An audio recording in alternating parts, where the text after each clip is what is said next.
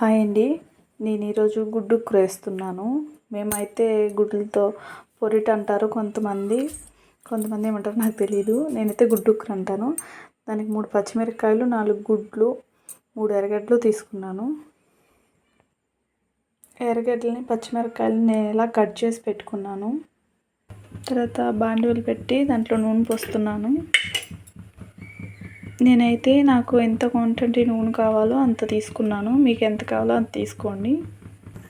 నూనె కాగిన తర్వాత జీలకర్ర, ఆవాలు, కరివేపాకు వేసాను.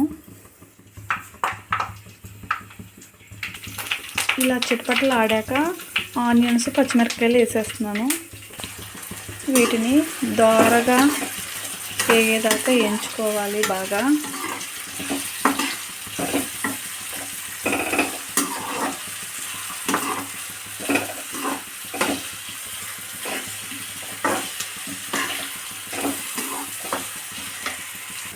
కొద్దిసేపు మూత పెట్టేసి ఇలా మగ్గించుకోవాలి.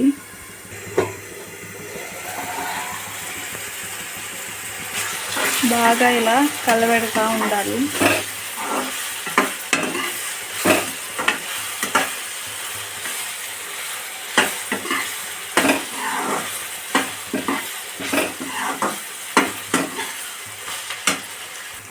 ఆ తర్వాత సాల్ట్ వేసుకోవాలి.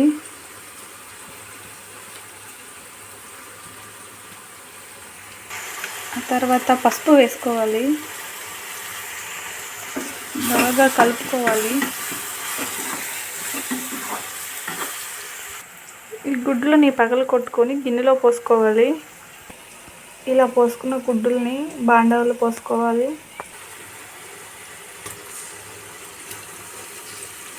తర్వాత బాగా కలుపుకోవాలి. మంట తగ్గించుకోవాలి. అప్పుడు కలుపుతూ ఉంటే ఇదంతా దగ్గరికి పడుతుంది. తర్వాత ఇందులోకి కారం వేసుకోవాలి. కారం వేసుకున్నాక బాగా కలుపుకోవాలి. తర్వాత ధనియాల పొడి వేసుకోవాలి.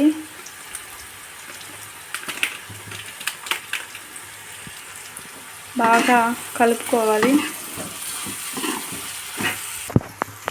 లాస్ట్లో నేను ఇంట్లో చేసి పెట్టుకుంటానండి గరం మసాలా. ఆ గరం మసాలా వేసుకుంటాను. ఈ గరం మసాలా కావాలంటే తర్వాత ఇంకో వీడియో చేస్తాను. గరం మసాలా వేసుకున్నాక బాగా కలిపి ఒక 5 నిమిషాలు మూత పెట్టండి. మనం మూత పెట్టి మగ్గించాక నూనె చూడండి చుట్టూ వచ్చేస్తుంది. నూనె పైకి వచ్చేసాక కొత్తిమీర చల్లుకోవాలి.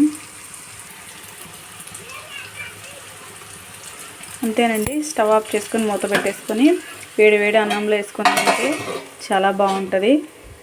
ఆ తర్వాత పిల్లలకి పొద్దున్నే క్యారేజీకి కూడా ఈజీగా అయిపోతుందండి. ఇలా ట్రై చేసి చూడండి, చాలా బాగుంటుంది. మా పిల్లలకి ఇదే చాలా బాగా ఇష్టం. ఇది ఉంటే అసలు కూర కూడా అడగరండి, ఇదే ఎక్కువగా తింటారు.